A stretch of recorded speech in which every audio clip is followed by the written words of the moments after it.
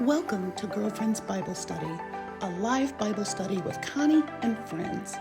Each week, Connie and her girlfriends engage in a lively conversation as they read and study scripture. So grab a pen, your journal, and your best friend and enjoy this enlightening Bible study. Today we are going to be talking about Samson, and specifically Samson and Delilah as well, but that comes later. Samson was a trip. He was a trip. And what I'm finding interesting when I read about Samson, and I've read about him many times, is that much like David, he wasn't perfect. He wasn't perfect. He just, mostly did what he was supposed to do. And I say mostly because like David, he was, like I said, he wasn't perfect. He didn't always do what he was supposed to do. And he had certain things that were weaknesses of his. So we're reading today from Judges 13, and some of it I'll synopsize and summarize, and some of it I'll read specifically because it's so interesting.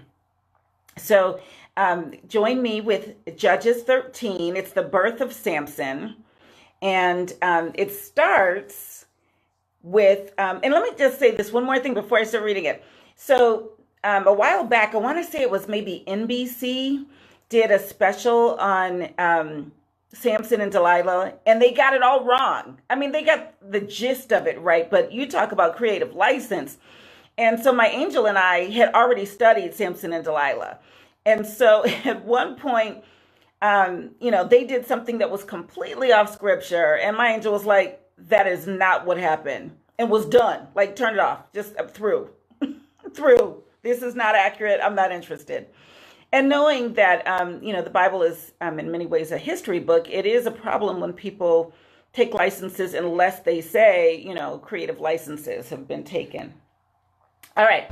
So anyway, in Judges 13, Samson is born. And what I found interesting, there are a few things in this chapter that I found interesting. So I won't read the whole thing, but I will say the first sentence, Judges 13, verse 1 says, "Again, the Israelites did evil in the eyes of the Lord, so the Lord delivered them into the hands of the Philistines for 40 years.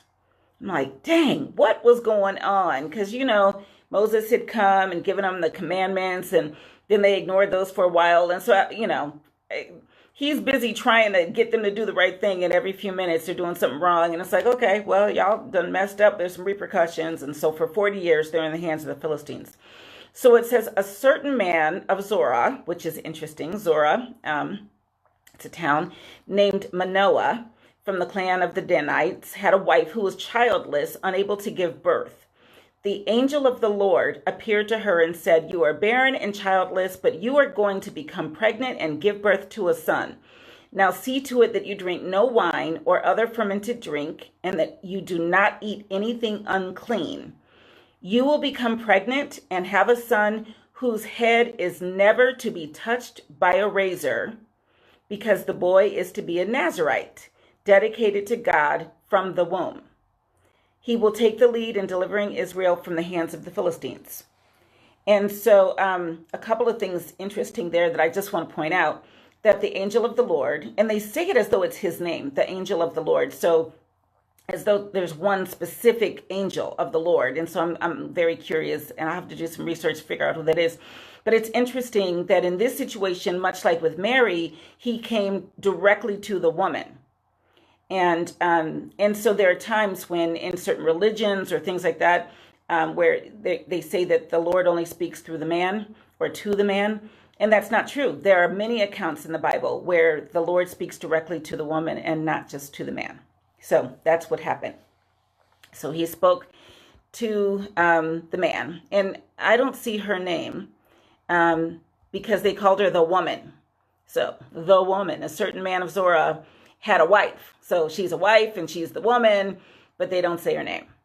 So it says in verse 6, "Then the woman went to her husband and told him, 'A man of God came to me. He looked like an angel of God, very awesome.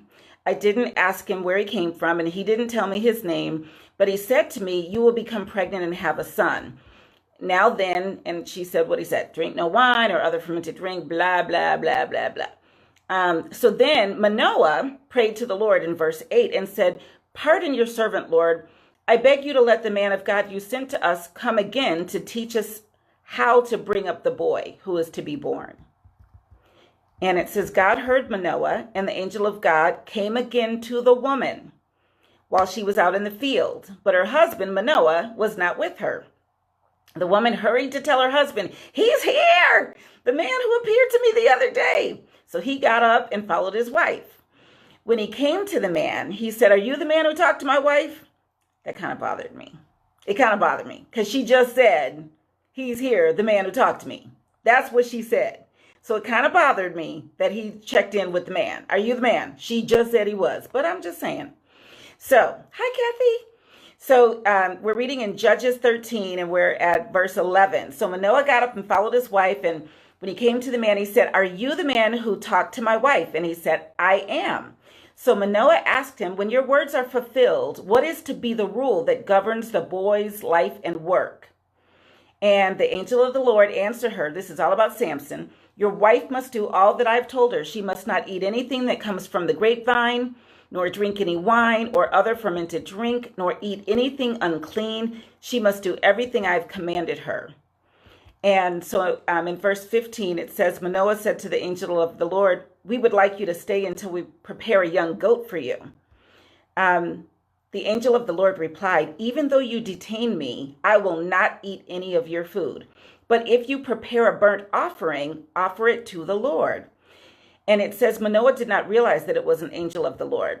So in verse 17, Manoah says, what is your name so that we may honor you when your word comes true?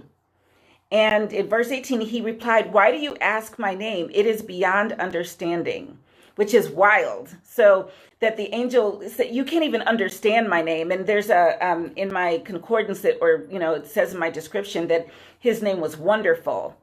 So they offered this burnt offering up to the Lord. And in verse 20, it says, as the flame blazed up from the altar toward heaven, the angel of the Lord ascended in the flame. Seeing this, Manoah and his wife fell with their faces to the ground.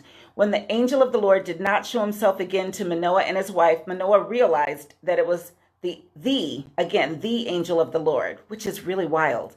Because I want to know who the angel of the Lord is, because it doesn't just say an angel of the Lord.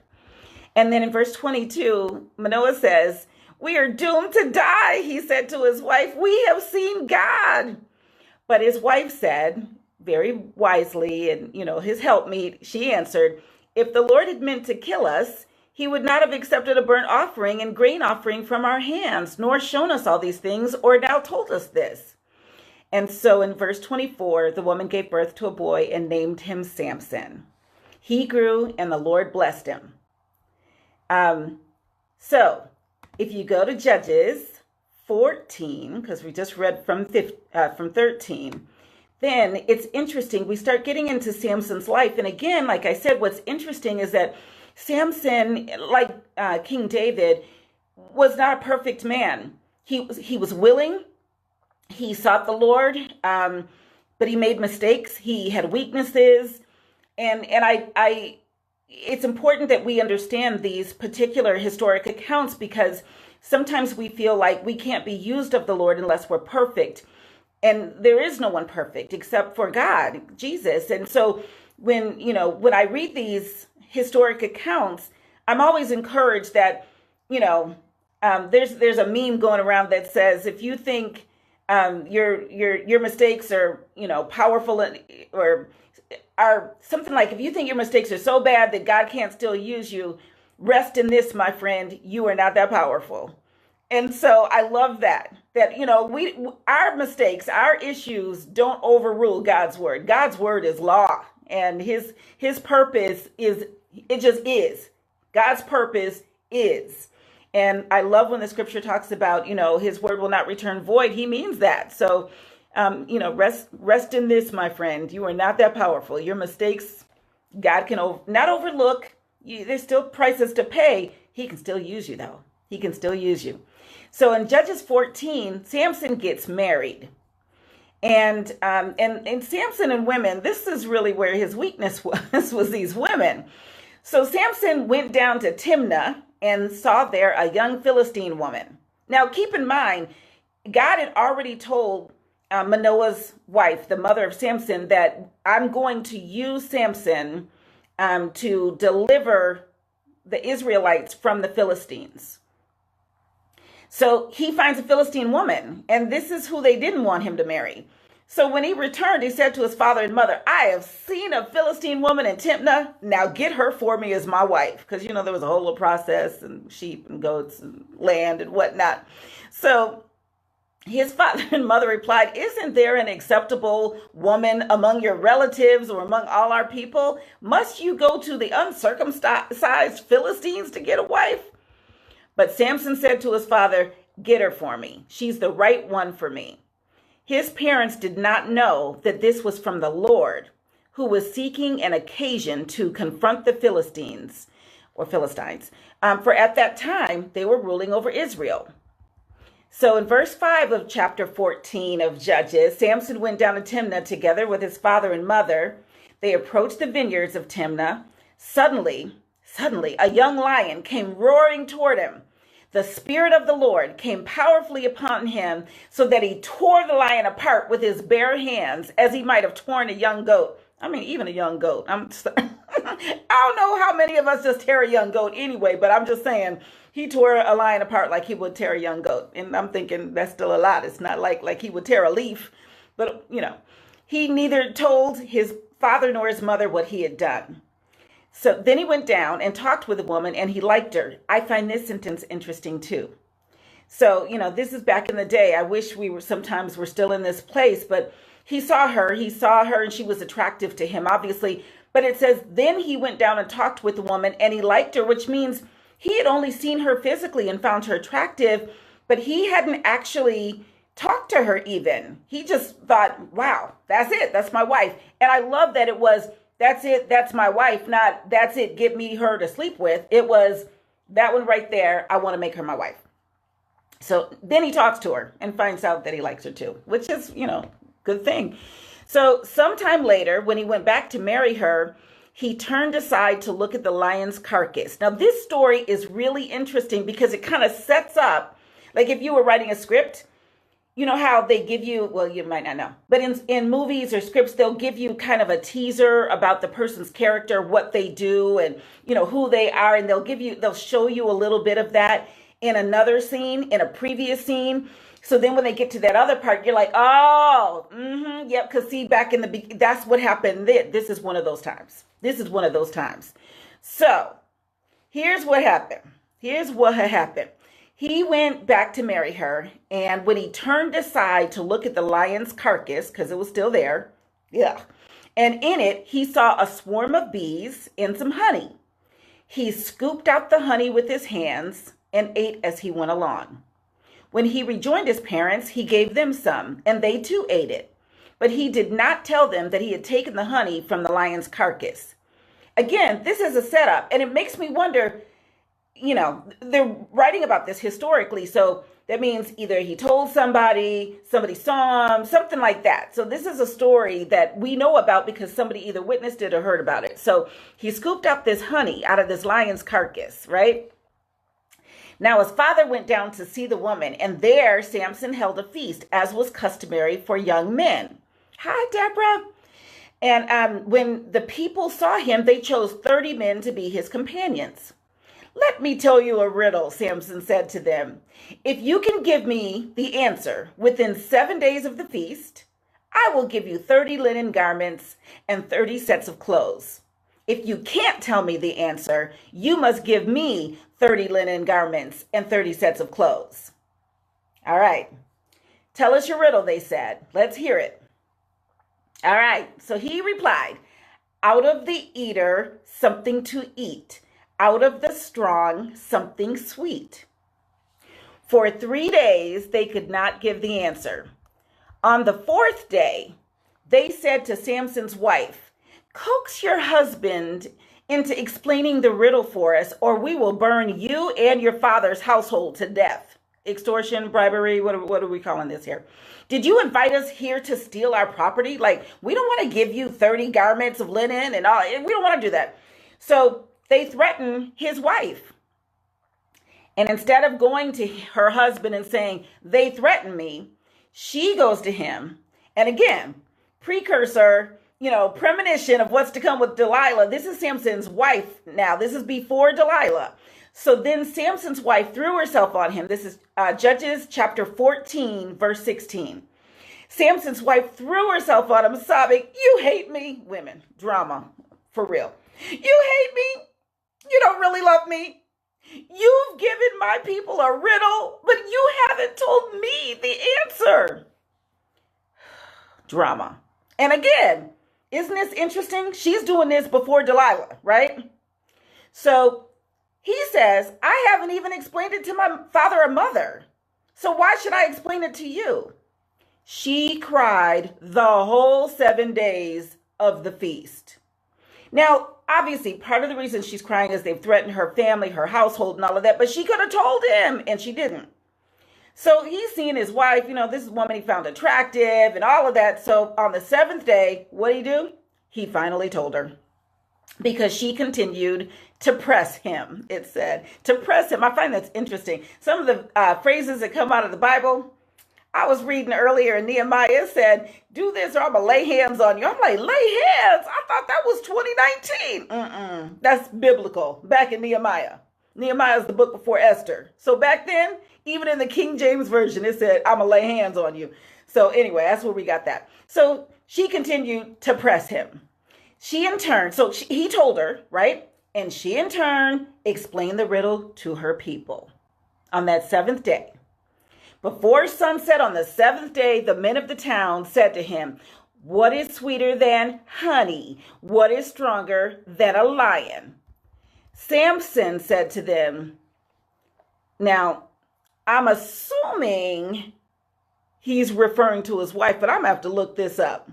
He says, "If you had not plowed with my heifer, you would not have solved my riddle." Now, my mom used to call me and my sister heifers. She always did. She was so funny. We'd say something silly. She never meant it. She never called it called us that when she was angry. It was always when we were laughing or teasing or something. She's like, "You heifer."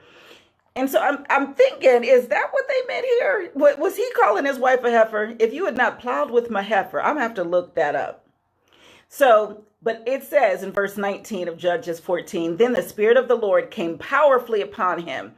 He went down to Ashkelon, struck down 30 of their men, stripped them of everything, and gave their clothes to those who would explain the riddle." Samson was a little bit violent. And so, to get these 30 garments, he just goes out and kills 30 other guys. Burning with anger, he was so mad about this whole situation, he returned to his father's home. And listen to this. And Samson's wife was given to one of his companions who had attended him at the feast. So he leaves to go to his father's house because he's salty. He needs a few days away, right? While he's gone, they give his wife away.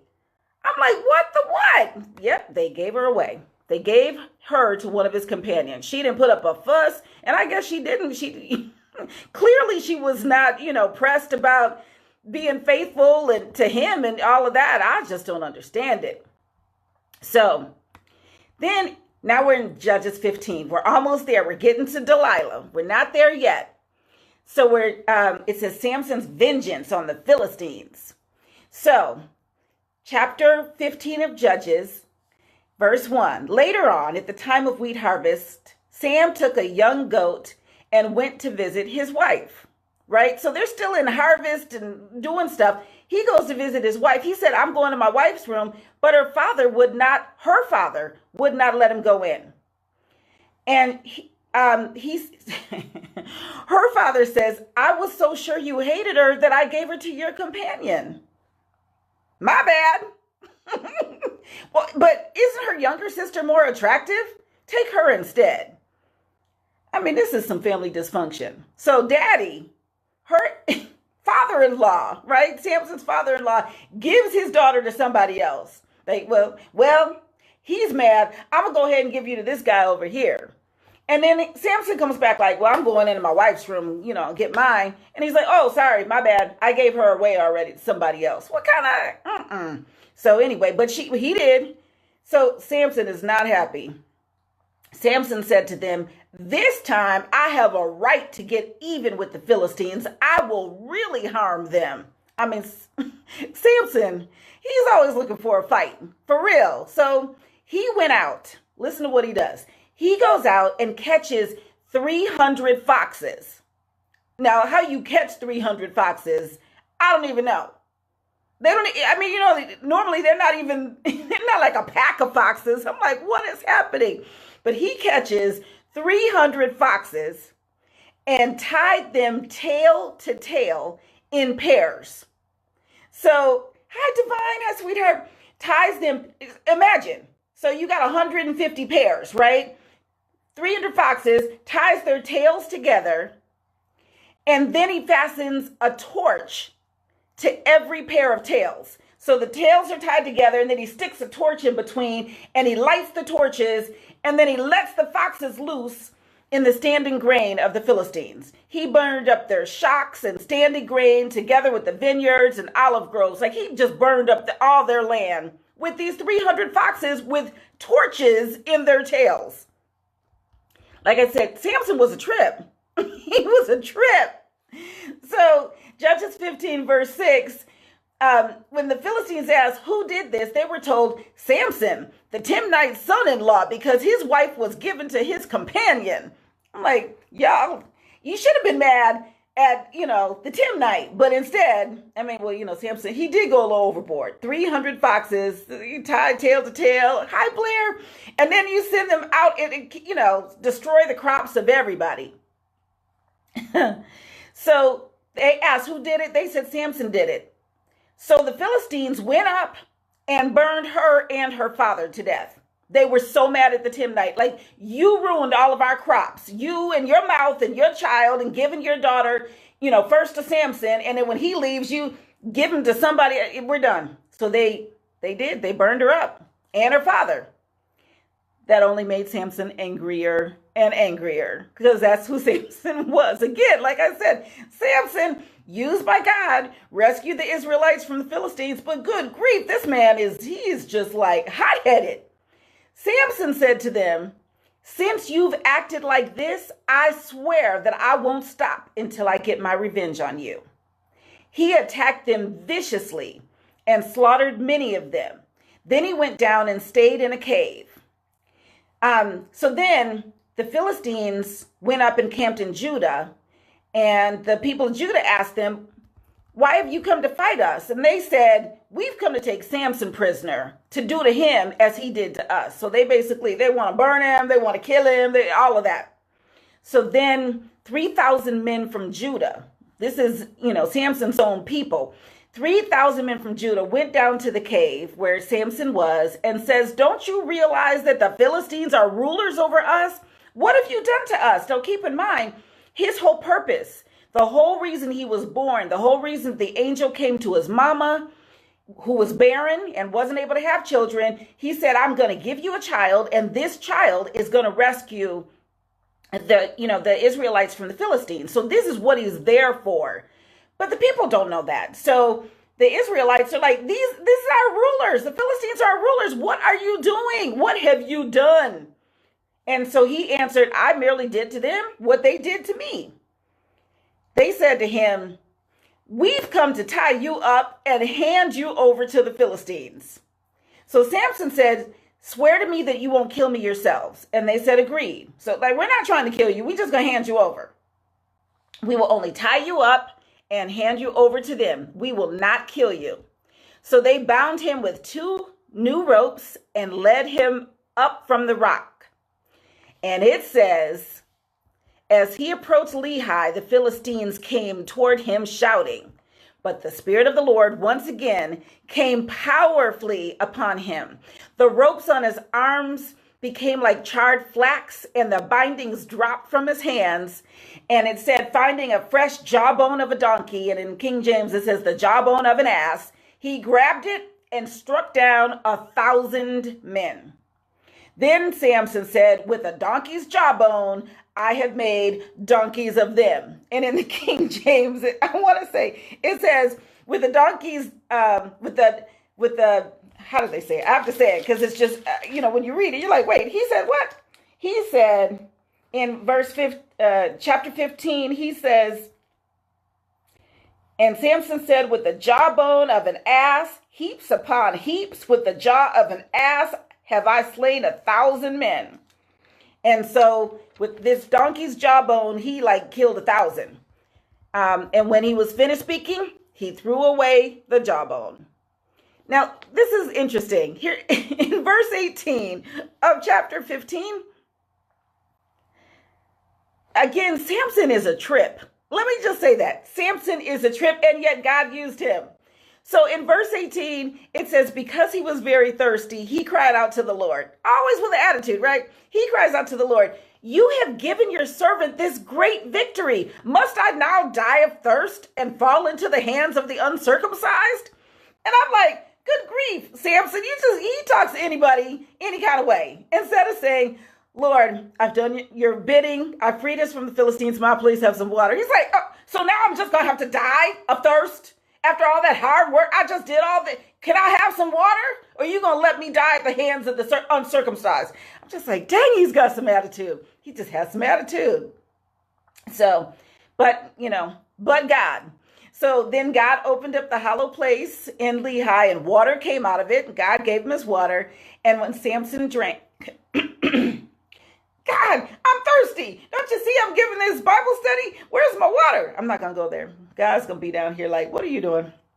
But that's basically what Samson did. So anyway, when he drank, his strength returned and he revived. And then it says he led Israel for 20 years in the days of the Philistines. Now we get to Samson and Delilah, okay? Chapter 16 of Judges. Now, here's the thing. Keep in mind, Samson has already been married. His wife is dead now because, he got mad. Well, here's the part. Samson's been married. There was a secret, a riddle that he had told, if you can figure out this riddle, he told the people, if you can figure this riddle out, then, you get these garments. If you can't, you don't get them. But what happens? His wife, in full theatrical drama, it's like, I can't believe you haven't even told me the answer to the riddle. You must not love me. In fact, you must hate me. And she goes on and on with him until he tells her. Now that already happened, right? That's happened in chapter 14. Now we get to chapter 16. He's already been played once. You think he learned anything? Not a doggone thing. And not only didn't he learn from the first wife, who's now dead, Delilah does it multiple times. This is the part. When we talk about patterns, I've been posting about patterns. We have to know our own self-defeating patterns because clearly Samson did not know his, which is hilarious. So, Judges 16. Hi, Margaret. Hi, Ronnie. One day, Samson went to Gaza where he saw a prostitute. He went in to spend the night with her. The people of Gaza were told, because women are clearly his weakness, right? The people of Gaza were told, Samson is here. So they surrounded the place and lay in wait for him all night at the city gate. They made no move during the night, saying, at dawn, we'll kill him. But Samson lay there only until the middle of the night.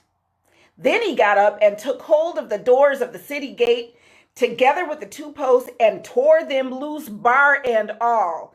He lifted them to his shoulders and carried them to the top of the hill that faces Hebron. I don't know where that is, but that's what he did. Now, so they didn't get him. They were trying to kill him. Didn't work. But in verse 4, sometime later, he fell in love with a woman in the valley of Sorek whose name was Delilah. The rulers of the Philistines went to her. Now, she knows he's in love. She got the whole thing working. And the fact that, the rulers knew they could go to her, it makes you wonder what kind of woman she is. So the rulers of the Philistines went to her and said, see if you can lure him into showing you the secret of his great strength and how we can overpower him so we may tie him up and subdue him. Each one of us will give you 1,100 shekels of silver. It's a lot of silver. It's got a footnote. Let me see how many pieces of silver that is. What does that mean? A shekel is about 28 pounds. We'll give you 1,100 shekels. And 1 shekel is 28 pounds. So that's a whole bunch of pounds of silver. So Delilah said to Samson, now keep in mind, his wife already played him. His dead wife played him the same way. So Delilah said to Samson in all her feminine wiles, tell me the secret of your great strength and how you can be tied up and subdued. Who says that? Tell me, not just tell me the secret of your great strength because you're so, you're so sexy and so strong, but tell me how you can be tied up and subdued. Why are you still in love with this woman? She just asked, tell me how we can take you over, how we can subdue you. So Samson, he of course lies this time. You think he's learning, right? So he answers her, if anyone ties me up with 7 fresh bowstrings that have not been dried, I'll become as weak as any other man. So, he's playing with her. Ah, baby, let me tell you, if anybody ties me up with some fresh bowstrings, still fresh, not dried, that's when I become weak. And, whether he was playing or whatever it was, she believed him. Because then the rulers, in verse 8 of chapter 16, then the rulers of the Philistines brought her 7 fresh bowstrings that had not been dried, and she tied them with them, with men hidden in the room. She called to him, Samson, the Philistines are upon you. But he snapped the bowstrings as easily as a piece of string snaps when it comes close to a flame. So the secret of his strength was not discovered. All right, now, if that happened, let me just say this. I know he's in love with the woman. I get that. I get it. He's in love with her. But she asked him, what's the secret of your strength? And what can we do so you can be subdued? He tells her a lie, but he tells her, then she does it and the Philistines come. I think I would be through with her at this point. Self-defeating patterns. Let me say, verse 10 of chapter 16 of Judges, then Delilah said to Samson, listen to this, you have made a fool of me. You lied to me. For real? You set me up. Reminds me of Marion Barry. For those of you from DC, you know what he said. You set me up, but he didn't say that. She says, you have made a fool of me. You lied to me. Come now, tell me how you can be tied. So he answers again. He says, if anyone ties me securely with new ropes that have never been used, I'll become as weak as any other man. So what do you think happened? I'm just like, for real, Samson? So Delilah took new ropes and tied him with them. Then, with men hidden in the room, she called to him, Samson, the Philistines are upon you. But he snapped the ropes off his arms as if they were threads. Again. Thank you, Samson. So Delilah then said to Samson, all this time you have been making a fool of me and lying to me. Tell me how you can be tied. Why is he still with her? Why is he listening to her? Really, her feminine wiles are that good? I mean, for real. I mean, that's some... She says, this is third time. Hi, Michael Dawson. So Delilah says, all this time you've been making a fool of me and lying to me. Tell me how you can be tied. Because the leaves didn't work, the ropes didn't work. So now he replied, gives her another shady answer. Well, if you weave the 7 braids of my head into the fabric on the loom and tighten it with the pin, I'll become as weak as any other man. So while he was sleeping, Delilah took the 7 braids of his head, wove them into the fabric, and tightened it with the pin. Because she's a shrew, and he's a dummy. I mean, really, come on. I'm like, Samson, get a clue. Self-defeating patterns, what you doing? But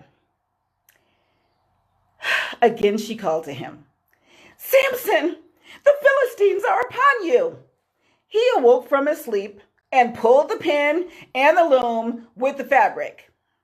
It didn't work, right? This is the third time. The third time.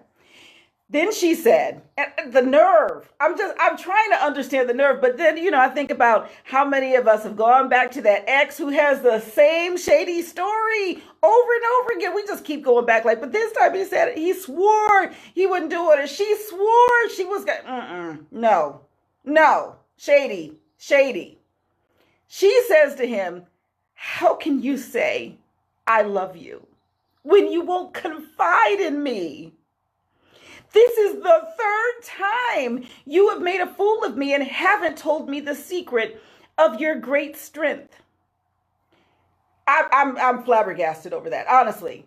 Except that I'm gay. I've been back with exes and made that stupid, foolish mistake, that self-defeating behavior. I get it, sort of, but this is life or death, and sometimes so is that, I guess. But 3 times, he told her 3 different stories. She set him up with the Philistines. Here's the 4th time. So in verse 16 of Judges 16, it says, with such nagging, she prodded him day after day until he was sick to death of it. So he told her everything. Really, for real.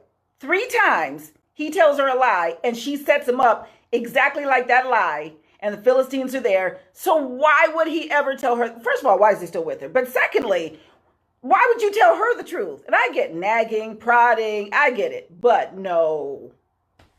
So he told her everything. No razor has ever been used on my head, he said, because I've been a Nazirite dedicated to God from my mother's womb. If my head were shaved, my strength would leave me, and I would become as weak as any other man. When Delilah saw that he had told her everything, she sent word to the rulers of the Philistines. Come back once more. He has told me everything. So the rulers of the Philistines returned with the silver in their hands. Ooh. Listen to this verse. This is verse 19, Judges 16, verse 19. After putting him to sleep on her lap. I mean, the woman had some wiles, okay? She put him to sleep on her lap. She called for someone to shave off the 7 braids of his hair, and so began to subdue him, and his strength left him. Then she called, just like she had already done 3 other times, just like his ex-wife had done before she died. She called, Samson, the Philistines are upon you. He awoke from his sleep and thought, I'll go out as before and shake myself free. But he did not know that the Lord had left him. He shaved off his hair. He told the secret. He was never supposed to tell it. He did. And now strength has left him. Lord has left him. Then the Philistines seized him. They gouged out his eyes and took him down to Gaza. Binding him with bronze shackles, they set him to grinding grain in the prison.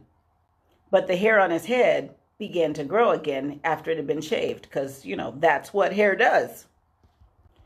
Now the rulers of the Philistines assembled to offer a great sacrifice to Dagon, their god, and to celebrate, saying, Our God has delivered Samson, our enemy, into our hands.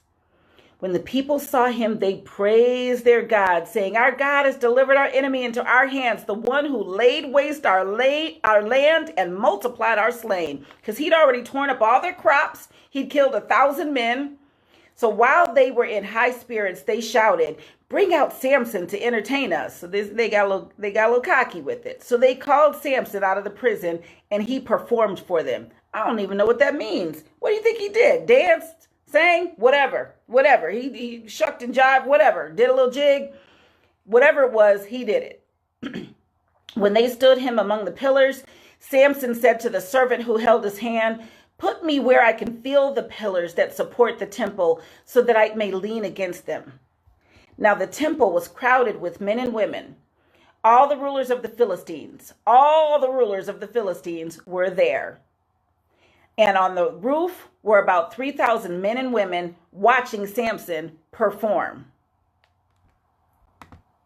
Then Samson prayed to the Lord, "Sovereign God, remember me. Please, God, strengthen me just once more and let me with one blow, let me with one blow get revenge on the Philistines for my 2 eyes." Oh, he wants revenge because they gouged his eyes out. Yeah, I get that. Then Samson reached toward the 2 central pillars on which the temple stood, bracing himself against them, his right hand on the one and his left hand on the other. Samson said, "Let me die with the Philistines." Then he pushed with all his might, and down came the temple on the rulers and all the people in it. Thus he killed many more when he died than while he lived. And then they came, and his brothers and his father's whole family went to get him, and they buried him in the tomb of Manoah, his father. So that is the story of Samson, which is interesting because most of the time when they, like I said, when they did the NBC special, I was so mad. In the NBC special, they didn't show anything about his wife, and they showed Delilah. And the first time she says to him, "Samson, show me your great strength. What is the cause of your great strength?" He's like, "Oh, just cut my hair off." And me and my angel look at it like, that's not what happened. It took a whole 4 times before that happened. I was so mad at that NBC special. It could have been NBC. I might be giving NBC a bad name. It might be another channel. So if so, NBC, I'm sorry. But whoever did the Samson and Delilah special, after one time of asking, he told and the hair came off. And that's not how it went down. As you heard, first he was married to somebody else. We never even knew her name. But he was married to somebody else, and she begged and pleaded, "You told a riddle. Why didn't you tell me the answer? How come?" And she whined and nagged and prodded until he told her the answer to the riddle. And then that, led to the demise of a bunch of people. And then he does the exact same thing with Delilah, except it took 4 times. And I'm just like, Samson. So let this be a lesson. Get rid of all the self-defeating patterns. When you find yourself doing the same stuff over and over again, like Samson did, giving people the secret of your strength, because sometimes it's letting them know what your Achilles heel is. Oh, this is my sensitivity. I got to be careful about that too. This is what I'm sensitive about, or, this is a thing that I struggle with. You got to be careful who you tell stuff to. They will intentionally use it against you, as Delilah did with Samson. Don't let it happen to you. Let this be a lesson. Because Samson, he was a hot mess. He was already to fight all the time.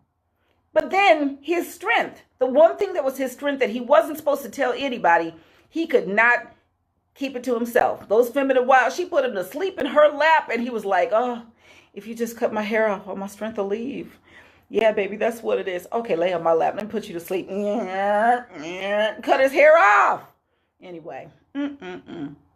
So that's Judges. That's Judges 13 through 16. We just read about Samson and his trippy self and his trippy wife, his trippy father-in-law, trippy Delilah. They were all just a big hot trip. Big mess. So anyway, that is tonight's Bible study. I will see you next Thursday. Have a good night.